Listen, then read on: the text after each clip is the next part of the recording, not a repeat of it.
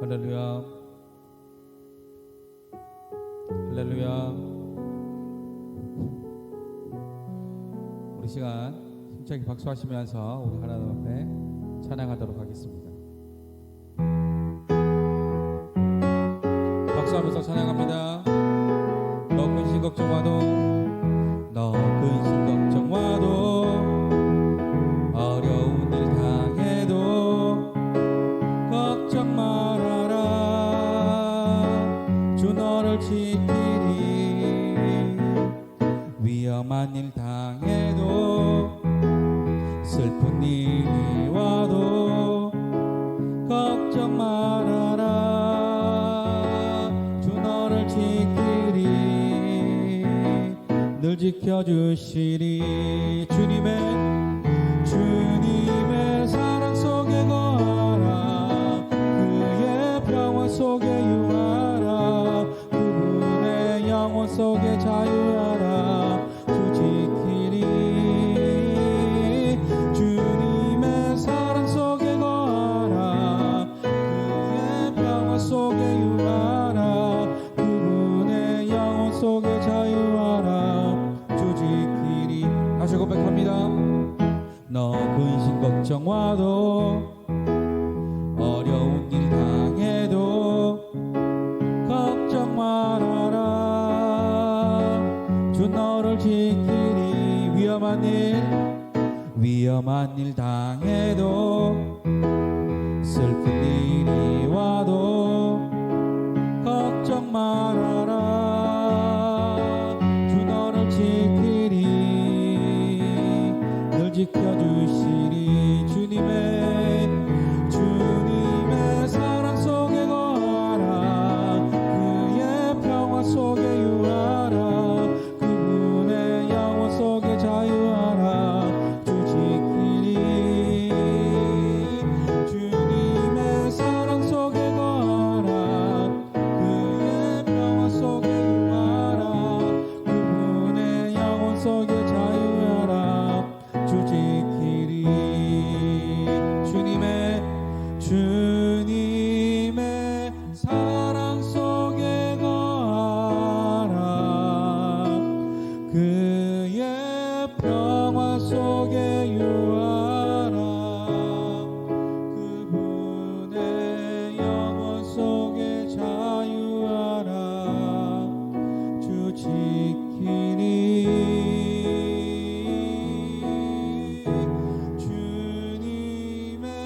사랑 속에 거하라. 그의 평화 속에 유하라. 그분의 영혼 속에 자유하라. 주 지키리.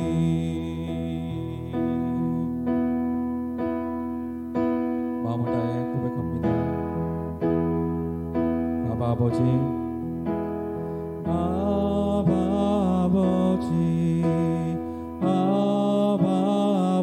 아버지, 나를 안으시고 바라보시는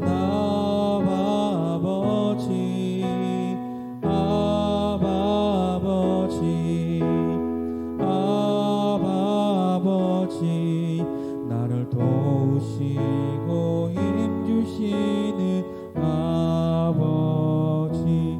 다시 고백합니다. 아버지,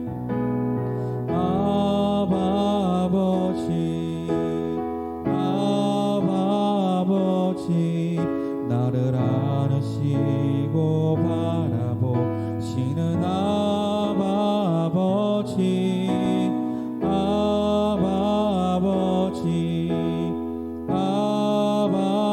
아버지, 나를 도우시고 힘주시는 아버지. 주는 내 맘을 고치시고, 볼 수 없는 상처 만지시네.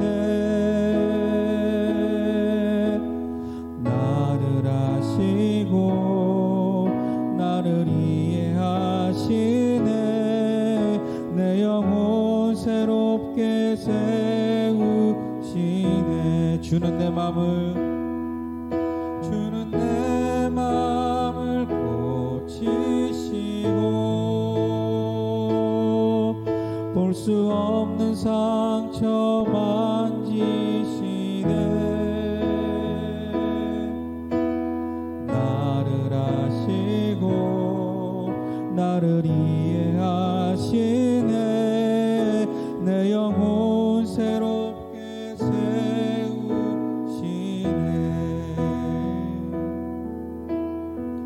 우리 저 마음을 다해서 기도함으로 나아가셨으면 좋겠습니다. 이 시간 기도하실 때에 하나님 오늘 드려진 예배 가운데 아버지 나에게 풍성한 은혜로 역사해 달라고, 아버지 이 시간 나와 함께 해달라고, 또한 하나님의 말씀을 듣는 이 시간 가운데 언제나 그 말씀에만 집중할 수 있는 시간들이 되어질 수 있도록 주님 나에게 역사해 달라고 우리 시간 주님만을 생각하시면서 우리 기도함으로 나아가시겠습니다. 기도하겠습니다. 사랑하는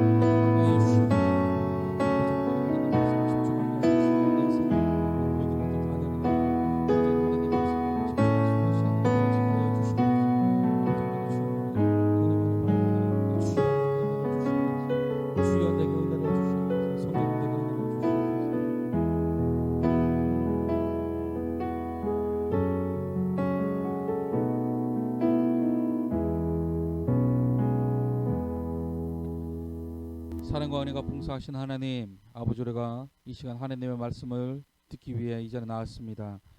아버지 온전히 말씀 가운데 우리가 집중할 수 있도록 함께하여 주시고, 아버지 그 말씀이 내 심령 가운데 올 수 있도록 아버지 내 마음을 주장하여 주시옵소서. 시작과 끝까지 아버지 함께하여 주시고, 아버지 온전히 하나님의 은혜만을 바라는 시간이 되게 하여 주시옵소서. 감사하며 예수 그리스도의 이름으로 기도드렸습니다. 아멘. 하느님 말씀 보도록 하겠습니다. 하느님 말씀은 욥기 23장입니다. 지금까지 우리가 살펴보았던 신명기를 잠시 내려놓고 오늘은 욥기 23장 우리 10절 말씀을 보도록 하겠습니다. 한 구절입니다. 우리 시간 우리를 대표해서 배하윤 어린이가 대독해 주도록 하겠습니다. 그러나 내가 가는 길은 그가 아시나니 그가 나를 단련하신 후에는 내가 순금같이 되어 나오리라. 아멘. 잘 읽어줘서 감사합니다. 자, 오늘 또 하나님을 예배하기 위해 이 자리에 나오신 여러분들을 주님의 이름으로 환영하고 축복합니다. 우리 옆에 계신 분들과 인사할까요? 잘 오셨습니다. 잘 오셨습니다. 오늘부터는 지금까지 나누었던 신명기 말씀을 잠시 내려놓고 하나님을 만난 사람들이라는 큰 주제를 가지고 하나님을 만난 사람들에 대해서 살펴보려고 합니다. 오늘은 그 첫 번째 시간으로 세상 억울한 욥이라는 제목으로 말씀을 나누어 보기를 원합니다. 제가 좋아하는 TV 프로그램 중에 극한 직업이라는 프로그램이 있습니다. 저는 그 프로그램을 보면서 신기하면서도 많은 영감들을 받곤 합니다. 특히나 요즘 들어 드는 생각은 아무리 세상이 발전하고 AI며 로봇이며 자율주행 시대라고는 하지만 아직까지도 보이지 않는 곳에서 사람의 손이 닿지 않는 곳이 없다는 생각들을 그 프로그램을 보면서 많이 생각이 들곤 합니다. 다시 말해 아무리 과학기술이 발달했다고 하지만 아직도 우리 주변에서 땀 흘리며 자신의 자리에서 최선을 다하시는 분들이 많이 계시다라는 생각들을 많이 하곤 합니다. 특히나 극한 직업이라는 프로그램을 보면서 느끼는 것 중 가장 크게 와닿는 것 중 하나가 누구의 손에 들어가냐에 따라 상품이 될 수도 있고 그냥 지나치는 흔한 물건이 될 수도 있다는 것입니다. 그중 하나가 제가 항상 제 방송 보면서 신기하게 느끼는 편 중 하나가 약초꾼 이야기입니다. 약초꾼. 그 신만이라 그러죠. 뭐 인삼, 산삼 같은 거 캐시는 분들, 아니면 산에 있는 뭐 버섯이나 뭐 자연산 그 뭐 약초 같은 거 그런 거 캐시는 분들, 그렇죠. 뭐 얼마 전에 TV 보니까 또 뭐 나무 속에 꿀이 있더라고. 뭐 그런 것들 보면 정말 신기하면서도 대단하다는 생각이 듭니다. 저는 뭐 꽃 이름이나 종류, 뭐 약초 이름이나 뭐 효능, 특징들을 잘 몰라서 그래서 그것들이 더 신기하게 느껴지는지는 모르겠는데 제 눈에는 아무리 봐도 그건 그냥 풀입니다. 그냥 산에 가면 흔하게 볼 수 있는 풀인데 그분들은 기가 막히게 이것이 약초인지 독초인지 구분해 내시더라고요. 심지어 어떤 풀의 잎만 봐도 그 풀이 무엇인지, 이 풀의 뿌리가 어떻게 생겼고 어느 방향으로 자라고 있다는 것까지도 그 풀의 잎 모양만 봐도 알아맞히시더라고요.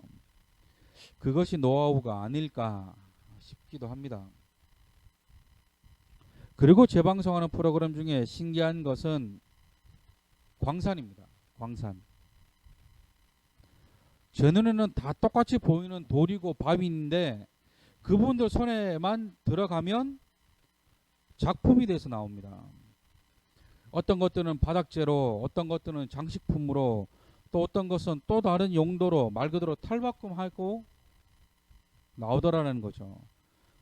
정말 사람도 그렇지만 누구의 손을 거치느냐에 따라 달라질 수 있다는 생각을 하게 됩니다.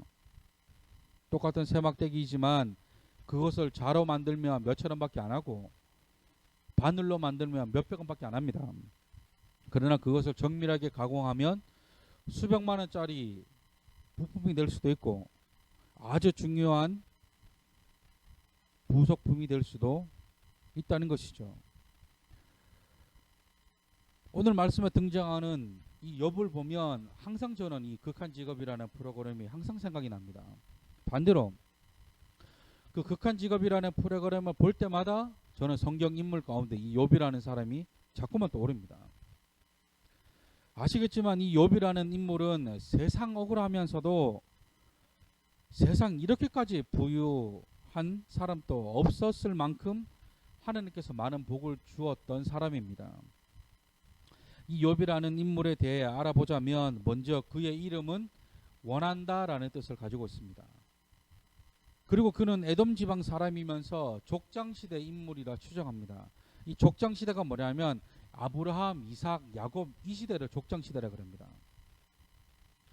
이게 욥이라는 성경이 구약 성경 가운데 느헤미야, 에스더 다음에 욥이 기록되어져 있어서 사람들이 에스더 다음 시대 인물이 아니냐라고 생각할 수 있는데 그 욥기 입장의 1장 말씀에 보면 우스라는 지역이 나오는데 그 우스라는 지역의 이름은 족장시대 때 사용되었던 지명입니다.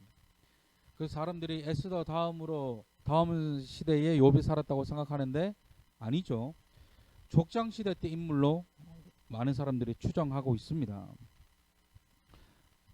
조금 전에도 말씀드렸던 것처럼 아브라함과 이삭과 같은 시대에 살았던 사람으로 추정하고 있다는 것이죠. 그리고 그는 구약시대에 노아, 다니엘과 더불어 의인이라 칭함을 받았던 사람입니다. 하느님께서 의인이라 부르신 사람이 구약시대에 딱 3명이 등장하는데 그 3명이 노아와 다니엘과 이 욥이라는 사람입니다. 또한 잘 알고 있는 것처럼 그는 수많은 고난과 역경의 대명사이기도 합니다. 욥기서의 내용을 대략적으로 살펴보면 이렇습니다. 앞에서도 말씀드렸지만 이 욥이라는 사람은 의인이면서 하나님을 경외하며 악에서 떠난 자라 평가받던 사람입니다. 그런데 어느 날 사탄이 하나님께 찾아와 이렇게 말합니다. 욥기 1장 9절과 10절 말씀. 사탄이 여호와께 대답하여 이르되 욥이 어찌 까닭없이 하나님을 경외하리이까? 주께서 그와 그의 집과 그의 모든 소유물을 울타리로 두르심 때문이 아니니까 주께서 그의 손으로 하는 바를 복되게 하사 그의 소유물이 땅에 넘치게 하셨음이니이다. 요약하자면 사탄이 하나님께 이렇게 말합니다. 하나님, 왜 욥이 하나님을 경외하는지 아세요? 그건 하나님이 욥에게 복을 많이 주셨기 때문에, 그가 부유하고 가진 것도 많기 때문에 욥이 하나님을 경외하는 겁니다. 라고 요즘 말로 표현하자면 조금 비꼬듯이 얘기를 하죠. 그러자 그 말을 들은 하나님께서는 이렇게 대답하십니다. 욥기 1장 12절 말씀.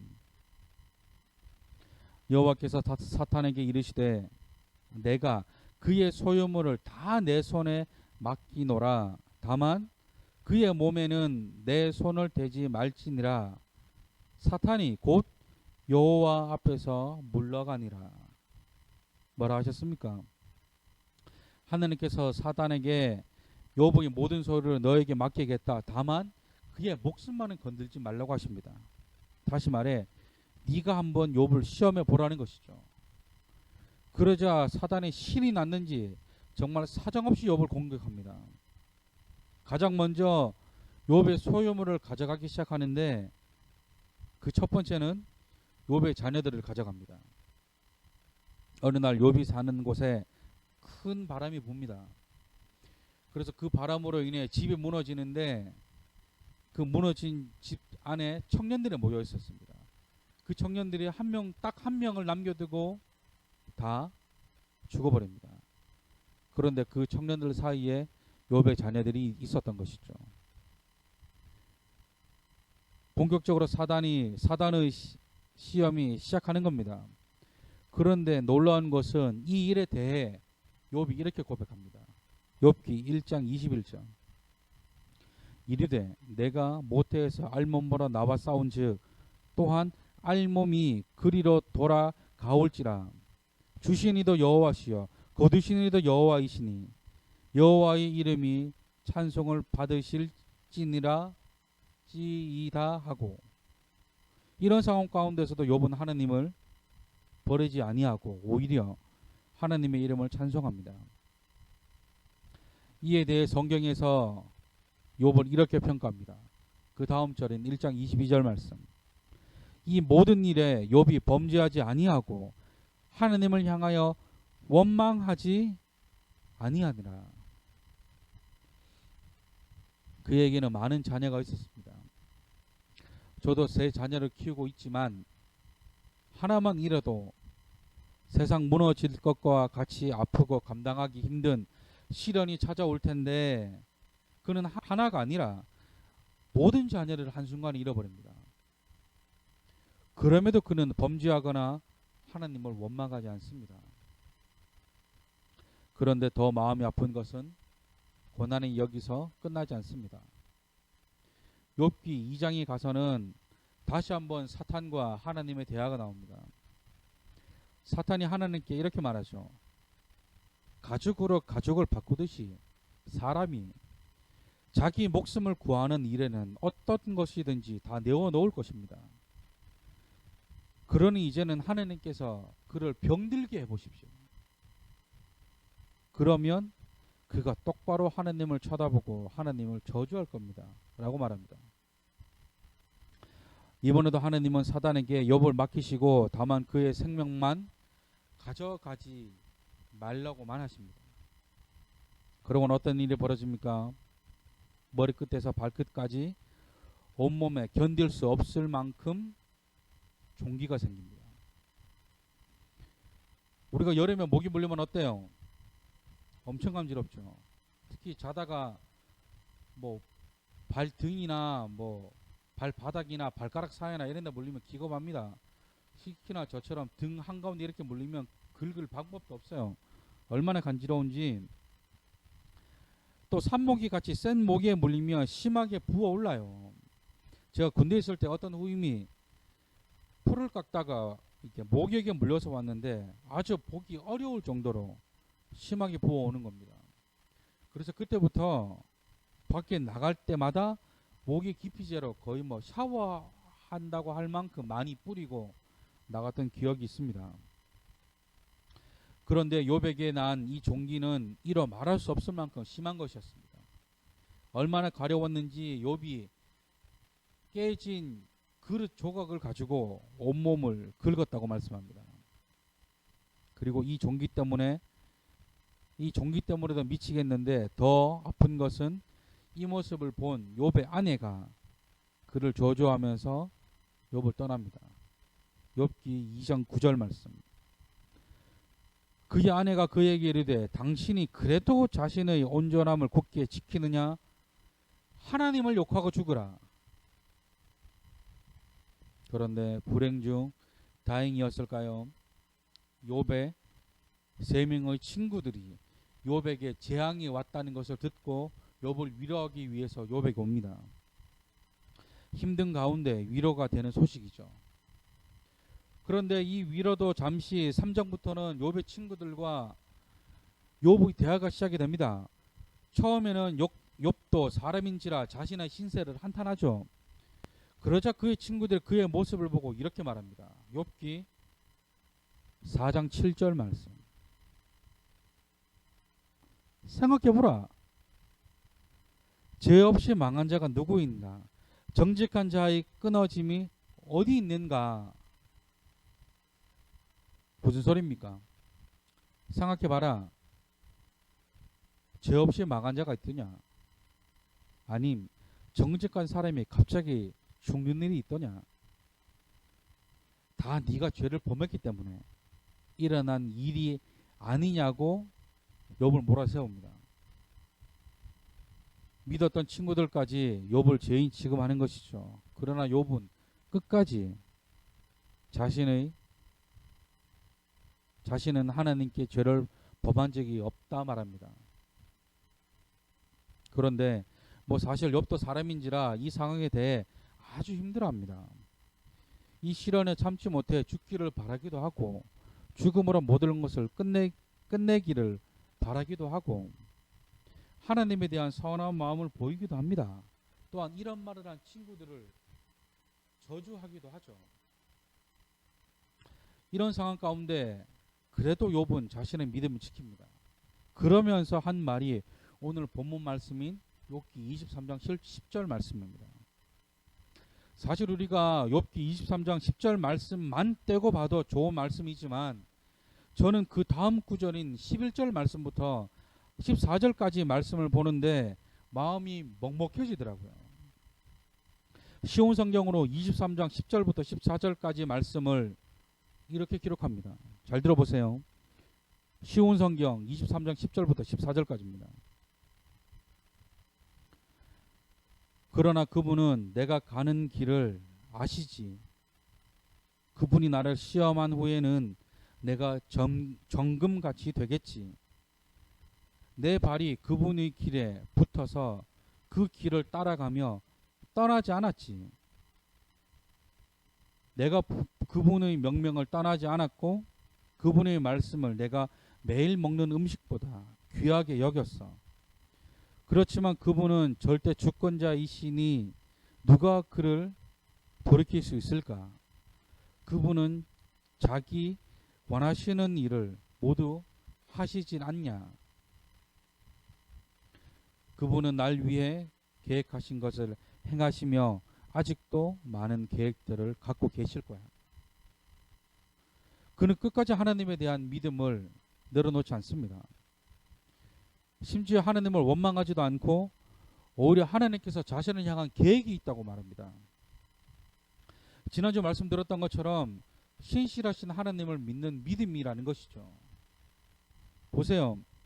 저도 그렇지만 우리는 시련이 왔을 때 좌절합니다.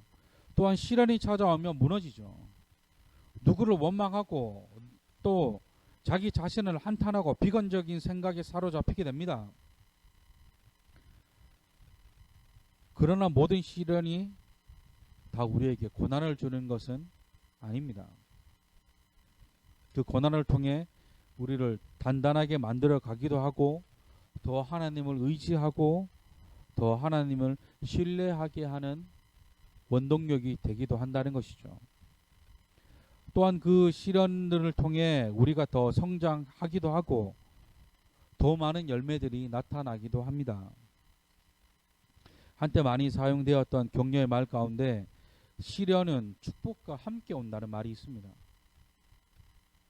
사랑하는 성도 여러분, 때로는 온실 속 화초들보다 들에 핀 꽃이 더 아름다울 때가 있으며 정성껏 가꾼 나무보다 모진 비바람을 맞으며 견뎌낸 나무가 더 깊이 뿌리를 내리기도 합니다. 시련 가운데, 고난 가운데 처해 있다고 여기시는 분이 계신다면 오늘 이 말씀 가운데 욥의 삶을 통해 하나님의 위로와 축복을 받아 누리셨으면 좋겠습니다. 또한 이 시련을 통해 넘어질 때도 있을 것입니다. 그러나 그 좌절 가운데 내 힘으로 벗어나려고 애쓰기보다 때로는 그냥 물 흘러가듯이 물이 위에서 아래로 흐르듯이 하나님의 인도하심에 내 삶을 맡겨드리는 것도 좋은 방법입니다. 이것이 하나님을 믿는 성도들에게는 일상이 되어야 하고 삶이 되어야 합니다. 철이 철을 단단하게 연단하고 단련하듯이 고진 고난과 역경을 통해 더욱 성장할 우리의 믿음을 바라보면서 지금 이 시간을 묵묵히 견뎌내셨으면 좋겠습니다. 가끔 저에게 기도 요청을 하는 후배들이나 성도님들이 계십니다. 각자가 처해진 상황과 형편이 다르기 때문에 뭐라 말씀드릴 수는 없지만 기도 요청과 상담을 한다는 것은 그만큼 힘든 상황이고 그만큼 고민이 되고 누군가에게 하소연을 하고 싶어 하는 마음이 아닐까 싶습니다. 그럴 때 저는 해답을 드리거나 뭐 어떤 방법을 제시하지 않고 딱 한마디만 합니다. 그래서 하나님이 어떻게 하라고 하셨나요?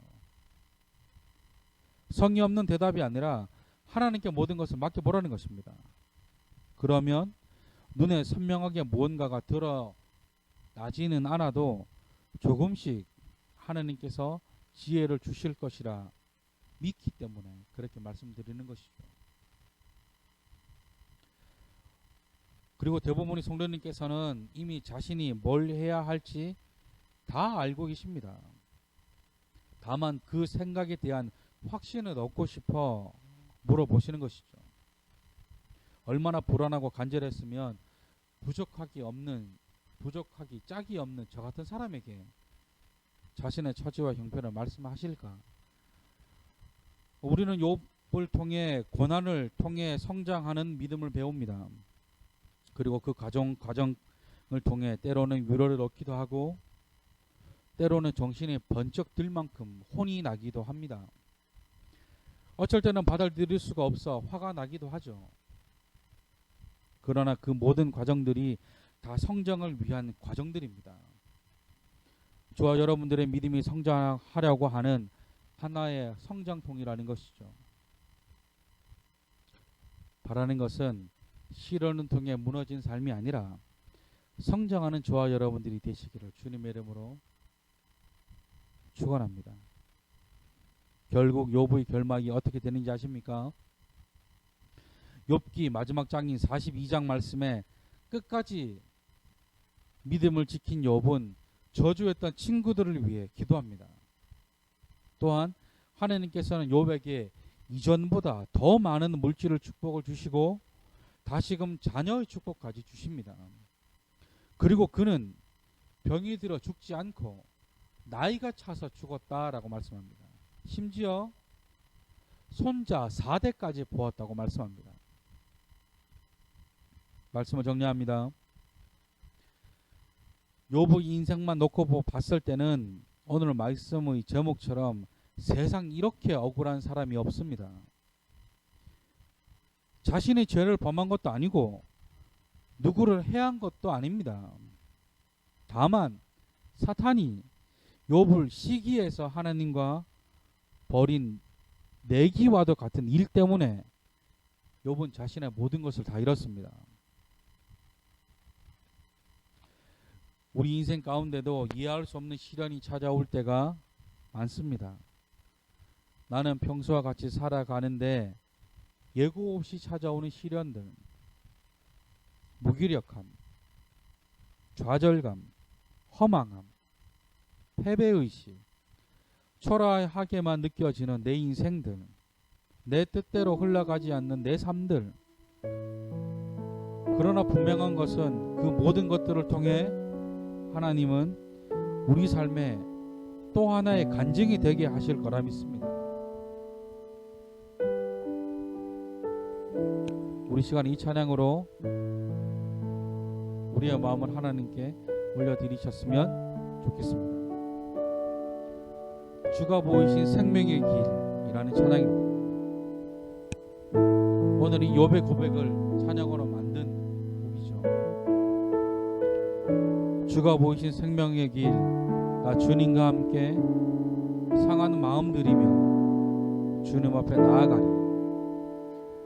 나의 길 오직 그가 아시나니 나를 단련하신 후에 내가 정금같이 나오리라.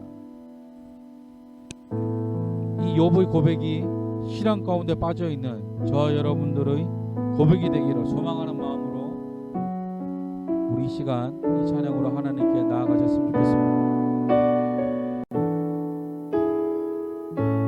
찬양합니다. 주가 보이신 생명의 길, 나 주님과 함께 상한 마음을 들이며 주님 앞에 나가리. 나의 의로움이 되신 주 그 이름 예수, 나의 길이 되신 이름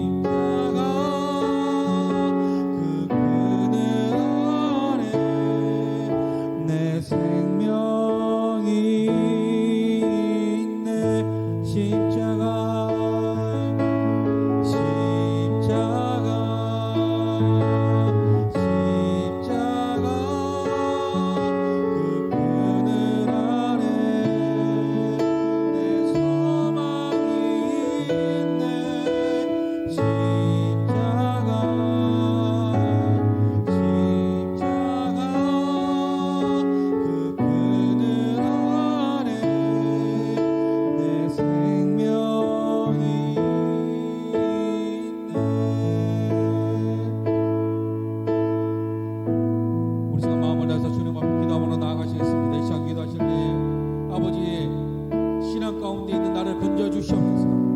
아버지 우리가 욥을 통해 그 시련이 우리를 연단하기 위한 도구임을 아버지 우리가 깨달았습니다. 내 삶이 고난 가운데 있고 역경 가운데 있다 할지라도 아버지 우리가 그것들을 통해 넘어지고 좌절하는 것이 아니라 하느님의 은혜를 발견함으로 아버지 우리가 다시금 성장해가는 계기가 되어질 수 있도록 주님 나와 함께 해달라고 아버지 우리가 신실하신 그 주님을 더 의지하는 내가 되게 해달라고 우리 주님 안에 생각하시면서 우리 기도함으로 나아가시겠습니다. 기도하겠습니다.